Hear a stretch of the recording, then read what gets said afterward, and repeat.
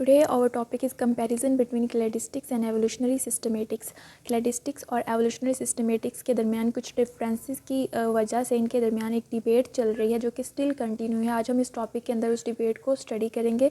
तो कंपैरिजन देखेंगे क्लाडिस्टिक्स और एवोल्यूशनरी सिस्टमेटिक्स के दरमियान कि इनके दरमियान क्या कंपैरिजन है जिनकी वजह से ये डिबेट चल रही है। तो सबसे पहले ये कह रहे हैं कि zoologists widely accept cladistics but some non traditional interpretations of animal phylogeny have started. वो कह रहे हैं कि जो जोलॉजिस्ट हैं वो क्लाडिस्टिक्स को वाइडली एक्सेप्ट तो करते हैं, खुले दिल से एक्सेप्ट करते हैं क्लाडिस्टिक को, लेकिन कुछ नॉन ट्रेडिशनल यानी कि गैर रवायती यानी कि जो पुरानी नहीं है, जो अभी अभी बनी है। तो कह रहे हैं कि कुछ नॉन ट्रेडिशनल इंटरप्रिटेशन, गैर रवायती इंटरप्रिटेशंस का मतलब होता है वजाहतें, तो कुछ गैर रवायती वजाहतें ऑफ एनिमल फाइलोजेनी की स्टार्ट हो गई हैं। एनिमल फाइलोजेनी के अंदर क्या आता है? एनिमल्स की क्लासिफिकेशन। फाइलोजेनी का मतलब होता है नस्ली इर्तिका यानी कि नस्ली इर्तिका के अंदर वो कहते हैं कि एनिमल्स की डिफरेंट नस्लों का आगाज़ कहाँ से हुआ है, इनका ओरिजिन क्या है। अगर मैं सिंपल वर्ड्स में कहूँ तो एनिमल फाइलोजेनी का मतलब होता है कि evolutionary relationship among the organisms के दरमियान जो एवोल्यूशनरी रिलेशनशिप्स होते हैं वो एनिमल फाइलोजेनी के अंदर उनको स्टडी किया जाता है। कह रहे हैं कि कुछ गैर रवायती वजाहतें जो हैं आ चुकी हैं एनिमल फाइलोजेनी के अंदर, तो जो कि अब स्टार्ट हो चुकी हैं, पहले नहीं थी अब स्टार्ट हो चुकी हैं, जिसकी वजह से क्लैडिस्टिक्स और एवोल्यूशनरी सिस्टमेटिक्स के दरमियान जो है डिबेट चल रही है। अब इसमें एग्जांपल दी गई है स्टेटस ऑफ बर्ड्स की, कि कौन सी non traditional interpretations animal phylogeny की स्टार्ट हो गई हैं, जिसमें एग्जांपल दी है स्टेटस ऑफ बर्ड्स की, कि टेक्सोनमी के अंदर जो बर्ड्स का स्टेटस है वो क्लास लेवल स्टेटस है। ठीक है, बर्ड्स का क्लास लेवल स्टेटस है, क्लास लेवल। ठीक है, बर्ड्स का जो क्लास लेवल स्टेटस है उसको क्या कहते हैं? एवीज़। ये बर्ड्स का क्लास लेवल स्टेटस है। इसी तरह जो रेप्टाइल्स हैं उनका भी क्लास लेवल स्टेटस है, और जो रेप्टाइल्स का क्लास लेवल स्टेटस है उसको कहते हैं रेप्टीलिया। Class Reptilia. बर्ड्स का क्लास लेवल स्टेटस होगा क्लास एवीज और रेप्टाइल्स का क्लास रेप्टीलिया। अब जो यहाँ पर क्लैडिस्टिक्स हैं इसके अंदर और रेवोल्यूशनरी सिस्टमेटिक्स के अंदर जो डिफरेंसेस उनमें ये है कि जो क्लैडिस्टिक्स हैं ये रीसेंट कॉमन एंसेस्ट्री की बेस पर क्लासिफिकेशन करती है ऑर्गेनिजम्स की। इसके अंदर जेनेटिक रिलेटेडनेस को देखा जाता है, रीसेंट कॉमन एंसेस्टर को देखा जाता है, जबकि जो एवोल्यूशनरी सिस्टमेटिक्स है उसके अंदर जो है फिज़िकल कैरेक्टरिस्टिक्स की बेस पर, होमोलॉजीज़ की बेस पर, सिमिलैरिटीज़ की बेस पर जो ग्रुपिंग की जाती है। तो अगर हम क्लैडिस्टिक्स के पॉइंट ऑफ व्यू से देखें तो जो बर्ड्स और रेप्टाइल्स हैं ये एक दूसरे से क्लोजली रिलेटेड हैं। ठीक है, वो बर्ड्स जो हैं वो क्लोजली रिलेट करते हैं क्रोकोडाइल से, तो इसलिए वो क्लैडिस्टिक्स ये कहते हैं कि बर्ड्स और रेप्टाइल्स को सेम ग्रुप के अंदर होना चाहिए था, यानी कि बर्ड्स और रेप्टाइल्स जो हैं ये दोनों सेम एक ही ग्रुप होना चाहिए था। लेकिन जो एवोल्यूशनरी सिस्टमेटिक्स है वो की करैक्टर्स की बेस पर ग्रुपिंग करती है। वो कहती है कि बर्ड्स का एक सेपरेट ग्रुप है और रेप्टाइल्स का एक सेपरेट ग्रुप है जो कि क्लास लेवल का स्टेटस इनको दिया हुआ है। अब जब ये डिबेट चल रही है, यानी कि एवोल्यूशनरी सिस्टमेटिक्स ये कह रही है कि बर्ड्स और रेप्टाइल्स जो हैं ये दोनों सेपरेट ग्रुप हैं, और क्लैडिस्टिक्स ये कहना चाह रही है कि बर्ड्स और रेप्टाइल्स जो हैं ये एक ही ग्रुप है, इनको एक ही ग्रुप होना चाहिए था। तो ये डिबेट चल रही है on the basis of differences between the cladistics and evolutionary systematics. अब यहाँ पर देखते हैं इनके डिफरेंसेस। यहाँ पर क्लैडिस्टिक्स के अंदर क्लैडिस्टिक्स और दूसरी तरफ हम देखते हैं एवोल्यूशनरी सिस्टमेटिक्स। ठीक है, एवोल्यूशनरी सिस्टमेटिक्स एक साइड पर और एक साइड पर क्लैडिस्टिक्स। अब इनके डिफरेंसेस देखेंगे ये दोनों आप क्या क्या है। अब जो क्लैडिस्टिक्स हैं, क्लैडिस्टिक्स एनालिसिस क्या कह रही हैं? Cladistics analysis shows that birds are more closely related to crocodiles and alligators.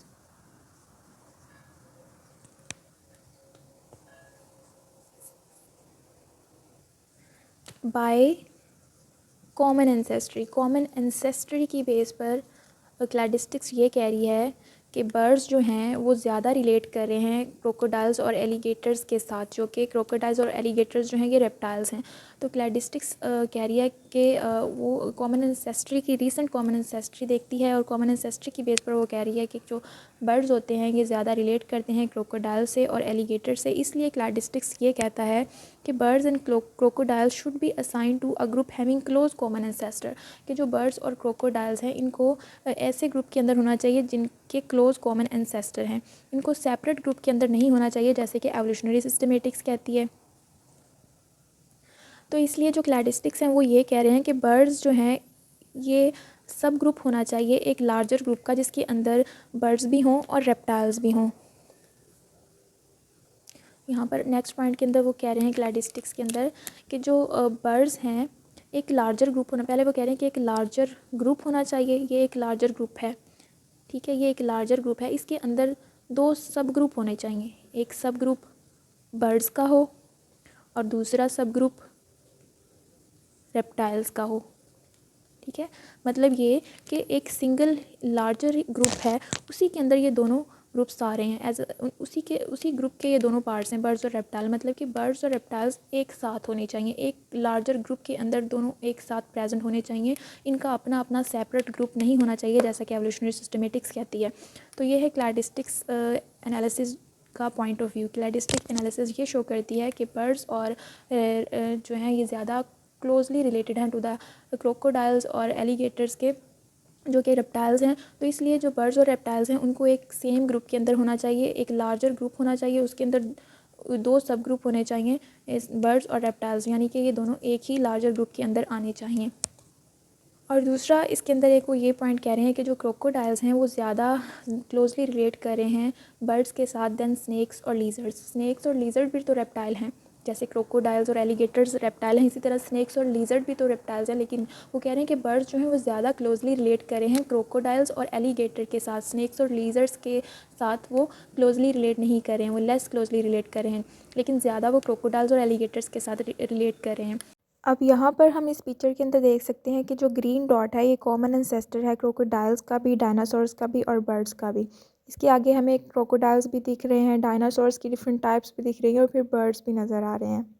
और इसके ऊपर एक सेपरेट लाइनें जा रही है जो कि जिसके अंदर लीजर्ड्स और स्नेक्स हैं। लीजर्ड्स और स्नेक्स इन सब के कॉमन एंसेस्टर बन रहे हैं। लेकिन हम बात ये कर रहे हैं कि जो बर्ड्स हैं वो ज़्यादा क्लोजली रिलेट कर रहे हैं क्रोकोडाइल से देन स्नेक्स और लीजर्ड्स। अब बर्ड्स जो हैं ये ओरिजिनेट हुए, इनकी एवोल्यूशन हुई है डायनासोर से, लेकिन डायनासोर्स तो एक्सटिंक्ट हो चुके हैं, तो इसलिए क्रोकोडाइल्स ही बचे इस ग्रुप के अंदर।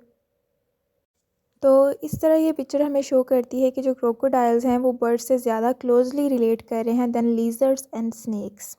लीजर्ड्स और स्नेक भी रिलेट कर रहे हैं लेकिन वो थोड़ा लेस क्लोजली रिलेट कर रहे हैं, उससे पहले क्रोकोडाइल्स जो हैं वो ज़्यादा क्लोजली रिलेट कर रहे हैं। अब हम देखते हैं कि एवोल्यूशनरी सिस्टमेटिक्स के अंदर क्या कह रहे हैं। एवोल्यूशनरी सिस्टमेटिक्स जो है एक ट्रेडिशनल अप्रोच है, यानी कि ये रवायती अप्रोच है, और ट्रेडिशनल एवोल्यूशनरी सिस्टमेटिक्स जो है ये कंसीडर करती है ग्रेटर इंपॉर्टेंस ऑफ की कैरेक्टर्स ऑफ बर्ड। ग्रेटर ज़्यादा इंपॉर्टेंस देती है, इंपॉर्टेंस टू की कैरेक्टर्स